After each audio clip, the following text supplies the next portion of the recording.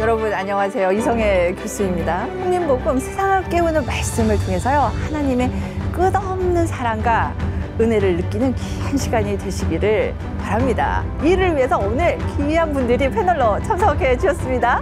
모두 반갑습니다. 안녕하세요. 안녕하세요. 반갑습니다. 이제 욥기서를 계속 하는데요. 이번 시간에는 지혜는 어디서 얻는가? 라는 제목으로 공부를 해볼까 합니다. 그 전에 우리가 지난 시간에 했던 것을 한번 살펴보면 좋겠어요. 지난 시간에 빌닷이 욥에게 하나님은 창조주시고 전능하신 분이시다 라고 얘기하면서 우리들의 한계, 피조물의 한계는 있어 라고 하면서 이 구더기와 벌레의 얘기를 했습니다. 그러나 우리가 창세기 말씀을 우리 같이 읽었죠? 네. 우리는 창조주의 형상을 따라 지음을 받은 존귀한 자입니다. 이러한 빌닷에 대해서 욥은 이렇게 얘기했어요. 너가 힘이 없는 자를 참 잘 도와주는구나. 네. 그러면서 비꼬죠, 막.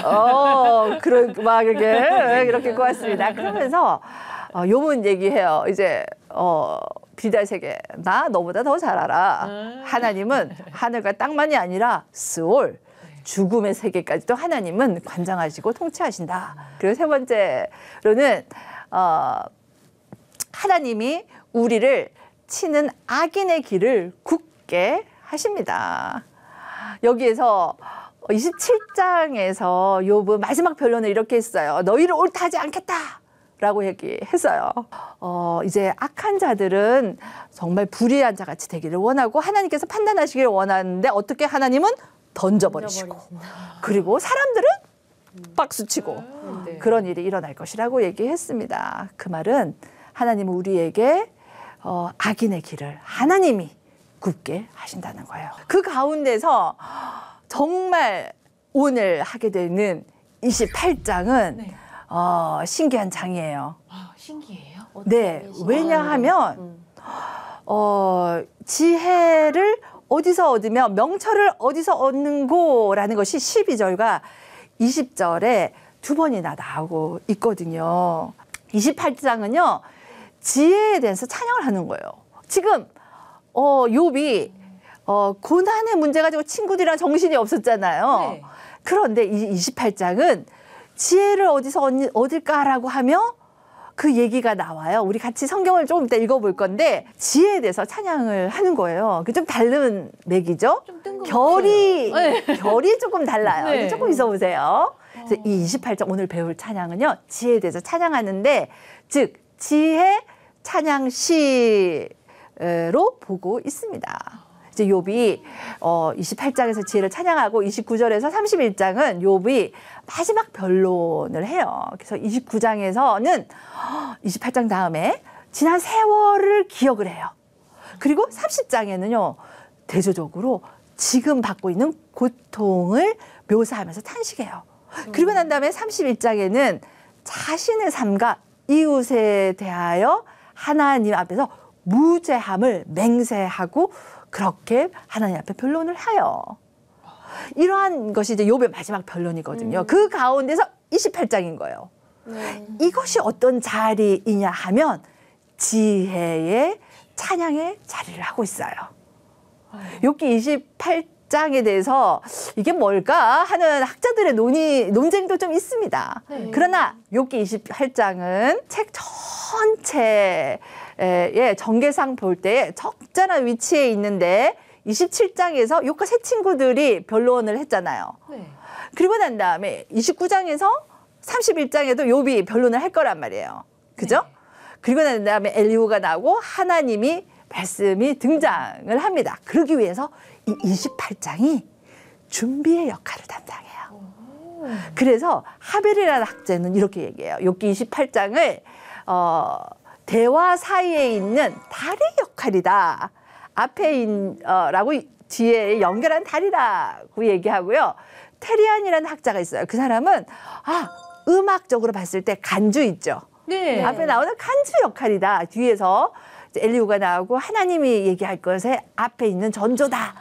라고 이렇게 간주 중간에 하는 간주 있죠. 간주. 노래 안 하는 부분이요. 네네네. 네. 노래 안 하고 앞에 노래가 나오다가 네. 중간에 잠깐 간주하고 뒤에 또 노래가 나오잖아요. 그 역할을 한다. 그러니까 탈의 역할하고 비슷하죠? 재밌는 아주 부분이. 네. 네, 28장에. 근데 이해가 조금 어려울 수가 있어요. 왜냐하면 앞에서 갑자기 막 토로하고 하나님은 나의 하나님이고 아기는 멸망당하고 사람들은 그걸 보고 박수 칠 거야 했는데 갑자기 지혜에 대해서 얘기하니까 조금 생뚱하는데 어떠한지 우리 같이 한번 본문 읽으면 알 것 같아요. 우리 같이 한번 읽어 말씀을 보면서 한번 알아가 볼까요?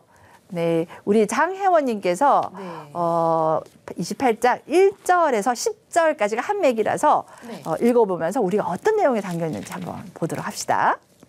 은이 나는 곳이 있고 금을 재련하는 곳이 있으며 철은 흙에서 캐내고 동은 돌에서 녹여 얻느니라.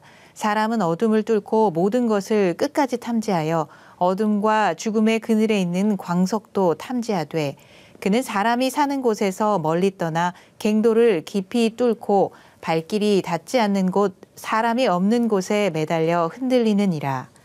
음식은 땅으로부터 나오나 그 밑은 불처럼 변하였도다.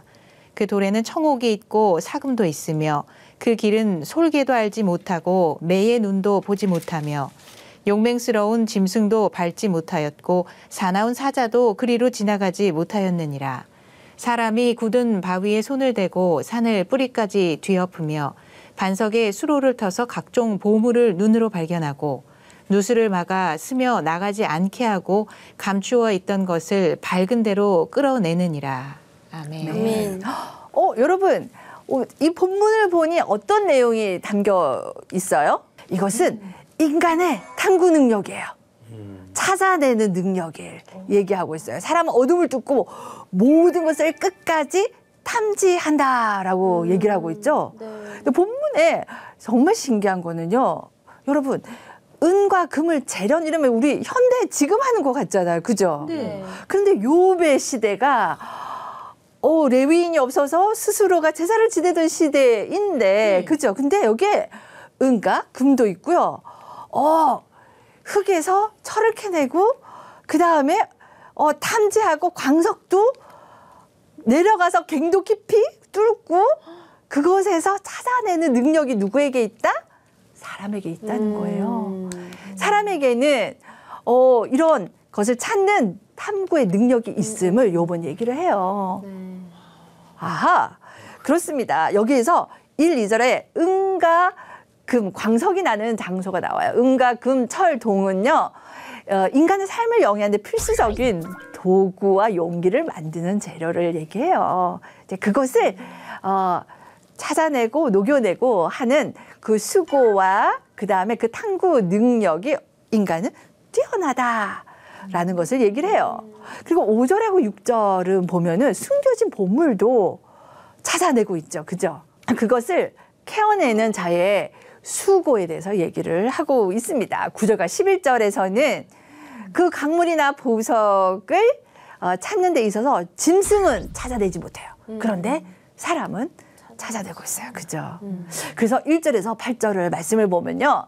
절대 알 수 없다라고 하는 절대 알 수 없다는 부정어를 반복해서 사용하면서 보물을 찾는 것이 쉽지 않다라는 것을 얘기를 해주고 있습니다. 그래서 특히 여기 보면요. 9절과 10절에 보면은 굳은 바위에서 그죠? 반석에 수로를 내고 보물을 찾고 인간의 탐구 능력이 아주 뛰어난 것을 여기서 얘기를 하고 있어요. 보니까 인간의 탐구 능력이 있어서 뭐 찾기는 잘 찾는다 이 말이에요. 네. 오케이. 그러한데 그 다음에 지혜는 어디서 얻으며 명철은 어디서 얻는단 말인 거예요. 사람은 잘 찾는데 욥이 얘기하는 거예요. 자기도 본인도 인생이잖아요. 이 사람은 찾고 뭐 이거를 잘해요. 탐구 능력이 뛰어나요. 그런데 이 욥이 하는 말이 지혜는 어디서 얻으며 명철이 있는 곳이 어디인가? 라고 질문을 하는 거예요. 그것을 위해서 인간의 탐구 능력을 얘기하고 있습니다. 그렇다면 우리 김진님 12절에서 14절까지 지혜가 어디 있는지 한번 읽어봐 주시겠습니까? 그러나 지혜는 어디서 얻으며 명철이 있는 곳은 어디인고 그 길을 사람이 알지 못하나니 사람 사는 땅에서는 찾을 수 없구나. 깊은 물이 이르기를 내 속에 있지 아니하다 하며 바다가 이르기를 나와 함께 있지 아니하다 하느니라. 아멘. 아멘. 이제 보니까 사람의 탐구 능력이 있으나 그죠? 그 길을 사람은 알지 못한대요. 깊은 물, 바다 정말 넓고 이제 정말 뭐가 하나 빠지면 찾기 어렵지 않겠습니까? 그죠? 지혜를 찾을 수 없음을 이 욥은 얘기를 합니다. 그러면 지속해서 우리 강래인님께서 네. 한번 볼까요? 지혜가 이제 말하자면 숨겨져 있는 거예요. 네. 이제 숨겨져 있는 지혜가 어떠한지를 얘기해 놓고 있어요. 강래인님과 어울리는 것 같아요. 한번 읽어봐 주시겠어요? 순금으로도 바꿀 수 없고 은을 달아도 그 값을 당하지 못하리니 오빌의 금이나 귀한 청옥수나 남보석으로도 그 값을 당하지 못하겠고 황금이나 수정이라도 비교할 수 없고 정금, 장식품으로도 바꿀 수 없으며 진주와 벽옥으로도 비길 수 없나니 지혜의 값은 산호보다 귀하구나. 구스의 황옥으로도 비교할 수 없고 순금으로도 그 값을 헤아리지 못하리라. 아멘. 네. 왜 어울린다고 했냐면 여기 보니까 지혜의 가치에 대해서 얘기하고 있는 거예요. 보니까 여러분 가진 거 있으십니까? 순금, 청옥, 남보석, 황금, 수정. 네, 여기 보니까 벽옥. 벽옥이 어떤 색인지 모르겠습니다. 황옥, 이런 것. 네, 보석의 카탈로그가 나오고 있어요. 그죠? 네.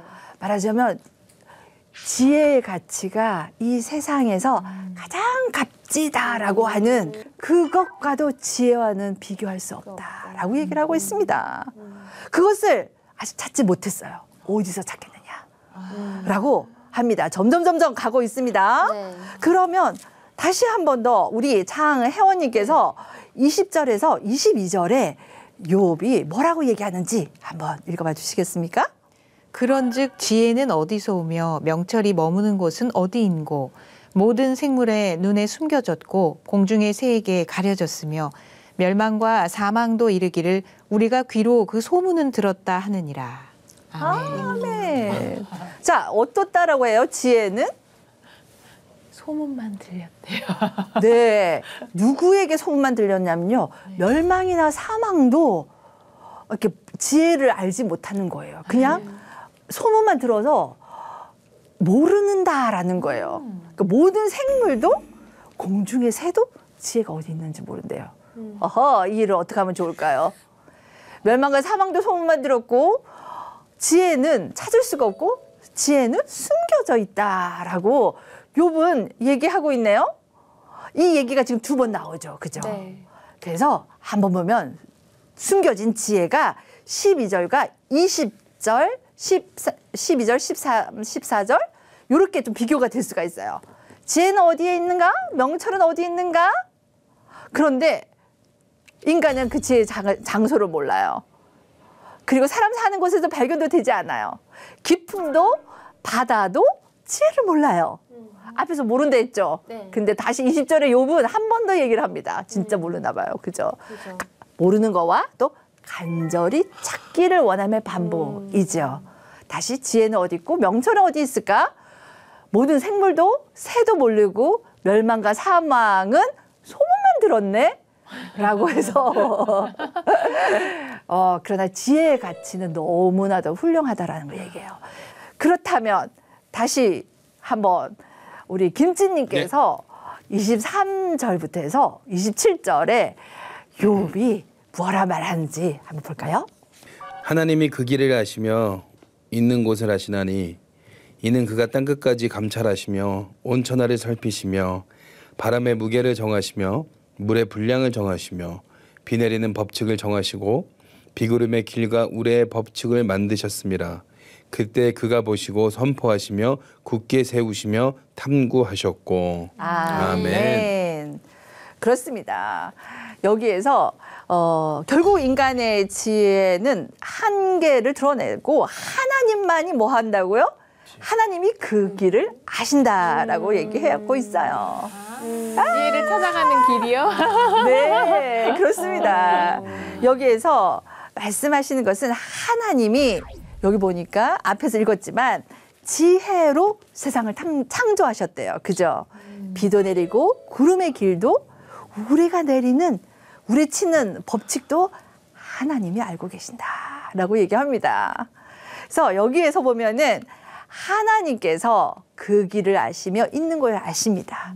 지혜는 그리고 누구로부터 올까요? 하나님. 아, 욥이 지금 그 얘기하는 거예요. 이제 점점 욥기가 어디를 향하여 가는지 아시겠죠? 네네. 네, 맞아. 그런데 이때 질문 하나 나갑니다.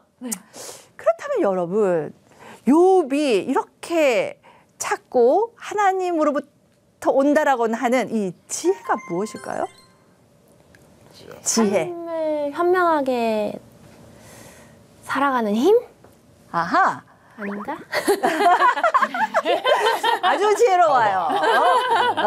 하나님을 현명하게 알아가는 것? 하고 하나님과 같은 모습으로 살아가는 거? 또 아닌가? 아이들 잘하십니다. 역시 잘하십니다. 자, 잠언에 보니까 뭐가 지혜라고 했어요. 우리 장혜원님은 아실 것 같아요. 저 갑자기 생각 안 나는데요. 여호와를 경외하는 경외. 아. 그죠. 아라는 소리 이런 거 저 너무나도 좋습니다. 말씀을 깨달아지는 거니까. 여호와를 경외하는 것이 지혜와 지식의 근본이다라고 해요. 그죠? 네. 이때 질문 하나 더 나가겠습니다. 여호와를 그렇다면 지혜는 하나님 그걸로 세상을 만드셨어요. 그러면 우리는 그 지혜는 여호와를 경외하는 것이 지혜라고 한 거예요. 네. 그렇다면 여러분은 여호와를 경외하기 위해서 무엇을 하시나요? 그렇지. 여호와 경외함이라 무엇일까요? 무엇일까? 아니 저는 제가 그렇게 얘기해요. 제가 약간 저희 남편이랑 신앙의 그 무게감을 살짝 시소로 빗댈 때 저희 남편이 두려움의 하나님을 먼저 만났고 사랑의 하나님을 만났어요. 네. 근데 저는 사랑의 하나님을 먼저 만났고 두려움의 하나님 그 다음인데 네네. 그 하나님을 두려워하는 그 믿음 안에 겸손함이 항상 따라가더라고요. 네. 그래서 사랑의 하나님과 경외 하나님을 이렇게 잘 겸비해서 밸런스를 이루면 믿음이 가장 안전적인 상태로 갈 수 있다 얘기하곤 해요. 네네네. 그래서 경외한다는 건 한마디로 그래요. 하나님한테 혼날까 봐 하면서 순종해요. 순종. 네. 네. 그렇게 그냥 얘기하곤 해요. 하나님을 경외하는 것은 네. 순종이다. 혼날까 봐. 자기처럼 그냥 하나님한테 혼날까 봐 나 하나님 무서울 때가 있어. 네. 그래서 말 잘 들을 거야. 아하. 네, 그런 마음. 그래도 또 잘못해도 하나님 용서해 주시는 그 아버지 네. 있겠죠? 또 하나님 경외하는 것은 하나님 경외하기 위해서 뭘 해요? 하나님이 주인 되심을 인정하고 네. 나의 주인 인정. 되신 아버지 뜻대로 살겠다. 아하. 이렇게 좀 엎드리는 게 경외 아닐까요? 수구리 하는 거. 네, 수구리 하나님 앞에 수구리 하는 수구리. 것이 네. 하나님 경외합니다. 네, 그렇죠. 또 우리 강래희님은 하나님 경외할 때 무엇을 할까요? 경외함을 하나님이 드러내기 위해서? 기뻐하시는 일은 무엇일까 하고 생각을 하고 네, 그거를 하려고 노력은 하나 네. 좀 무너질 때도 있기는 있어요. 겸손하세요. 그렇게 하는 것이 경외다라고 하는데 나는 그거 잘 못해요라고 얘기를 해요. 맞아. 하나님을 경외한다고 할 때 우리는 이렇게 얘기를 생각을 많이 하는 것 같아요. 내가 금식기도 하면 하나님을 기쁘시게 하고 순종을 하기 위해서 예배를 빠지지 않고 열심히 참석하는 거. 우리 김진님이 얘기하는 거 여기 같이 있을 때 말씀을 읽어야지 한다고 그랬는데 정말 1년 성경 통독하기 그렇게 요즘 나오는 영상으로 나오는 그것을 읽으면 하나님 기뻐하시고 그렇게 생각을 많이 해요. 그죠? 지금 세 분이 얘기하신 것 중에서 공통되는 게 하나님이에요. 하나님을 위해서 하는 것을 경외함이라고 해요. 네, 보니까 잠언에서 여호와를 경외하는 것이 지혜와 지식의 근본 된다라고 얘기하거든요. 근데 잠언을 열심히 살펴보면 이웃에게 거짓말하지 말아라. 이웃에게 함부로 말하지 말아라. 이웃의 이웃과 이 돈 노름하지 말아라 라고 해가지고 이웃과 잘 지내는 것을 얘기를 하시는 거예요. 그렇지 않가요? 네네. 그렇죠. 그랬을 때 우리가 생각이 되어지는 것은 하나님을 경외한다라고 하는 것이 지혜인데 네. 이 경외함은 위로만 향한 하나님의 사랑만이 아니라 이웃 사랑까지 포함하는 것입니다. 그것은 저의 말이 아니라 잠언 전도서 욥기 아가서가 지혜서예요. 거기에서 지혜를 얘기하는 것은 하나님이 말씀으로 세상을 창조해서 하나님의 말씀이 지혜가 맞아요. 근데 그 말씀을 살펴보니까 예수님도 하나님만 사랑하라 하지 않고 어떻게 해요? 이웃을 사랑하라는 것까지 있는 거예요. 그래서 욥기서에서도 지금 뭘 얘기를 해주냐면 하나님을 사랑하는 것 그것만이 아니라 새 친구들이요. 이웃을 사랑해야 합니다. 고통당하는 알 수 없는 어려움과 힘든 가운데 있는 자들을 향한 진정한 사랑을 합시다. 라는 것을 우리에게 알려주고 있습니다. 그래서 기억해야 될 것은 지혜는 여호와를 경외합니다. 그리고 여호와를 경외한다는 것은 하나님을 위해서만 하는 것만이 아니라 이웃 사랑함으로 하나님께 받은 사랑을 하나님께 받은 위로를 전하고 나누는 것 또한 뭐다? 하나님을 경외하는 것이고 그것이 곧 지혜다. 그런데 그게 누구로부터 와요? 하나님. 네, 욥이 얘기하잖아요. 이것은 하나님이 그 길을 아시고 하나님이 그것 있는 곳을 안다라고 얘기를 하고 있어요. 그렇게 본다면 욥기서가 왜 새 친구들이 나왔는지를 알 수 있을 것 같아요. 그죠? 신기하게도 하나님과에 대한 질문이 나오면 나와 하나님과의 관계를 생각하게 되잖아요. 네. 야, 이게 참 넓다. 그렇죠. 그래서 마지막 결론이 28장 28절에서 있는데 우리 강래희님께서 읽어봐 주시겠습니까? 네. 또 사람에게 말씀하셨도다. 보라, 주를 경외함이 지혜요. 악을 떠남이 명철이니라. 아멘. 아멘입니다.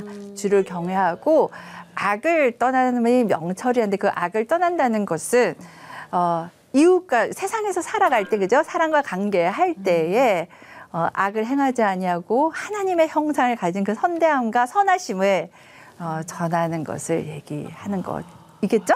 네. 그렇게 살아볼까요? 네. 그러면 오늘의 말씀으로 28장 지혜의 장으로 마무리를 해볼까 해요. 오늘 욥기서 28장을 봤잖아요. 이것이 왜 생뚱맞게 들어가 있나 했더니 이제 이해가 되시죠? 네. 새 친구들에 향하여 이웃사랑과 그리고 이 지혜는 하나님으로부터 오기 때문에 욥이 받을 수 있는 답은 어디로부터 올까요? 결국은 하나님으로부터 오게 돼 있는데 그 여정 가운데서 이제 마지막 변론에 28장 이것이 들어가 있어요. 이것을 통해서 우리가 배울 수 있는 교훈은 첫 번째로는 우리 인생의 한계 인정하기. 이것을 영어로 knowing me예요. 나를 알자라는 거예요. 인간이 모든 걸 다 찾을 수 있다 했지만 지혜 못 찾았잖아요. 그죠? 네. 오늘 말씀에서 그래서 우리 인생 인정하기, 한계 인정하기입니다. 두 번째는 지혜는 하나님으로부터 온 것임을 인정하기입니다. 이것은 knowing God, 하나님을 아는 것이에요. 이것은 하나님 중심으로 돌이키는 것을 얘기해요. 그것이 곧 하나님 경외함, 그죠? 하나님 사랑이죠. 그리고 세 번째로는 악에서 떠남인데 이것은 이웃을 선대하는 것을 얘기해요. 이것은 knowing community 아니면 living together로 볼 수 있어요. 함께 살아가는 것, 공동체성을 아는 것, 그것을 얘기해주고 있어요. 악을 떠나는 것이 이 부분이지 않겠습니까? 그죠? 그래서 우리가 어떻게 지혜롭게 살 수 있겠습니까? 그리고 또 지혜가 어떻게 우리 곁에 있을 수 있을까요? 이렇게 세 가지를 우리가 욥기서 28장을 통해서 우리의 지혜의 한계도 인정하고 하나님도 인정하고 악을 떠나서 이웃을 선대함으로 지혜를 행함으로 우리 세상 속에서 살아볼까요? 네, 그렇게 해봅시다. 오늘도 이렇게 하나님의 말씀을 주시는 하나님께 감사함으로 마무리를 할까 해요. 오늘은 여기서 마치고 다음 시간에 하나님이 무엇라 말씀하는지 들어봅시다. 네, 수고 많으셨습니다. 감사합니다.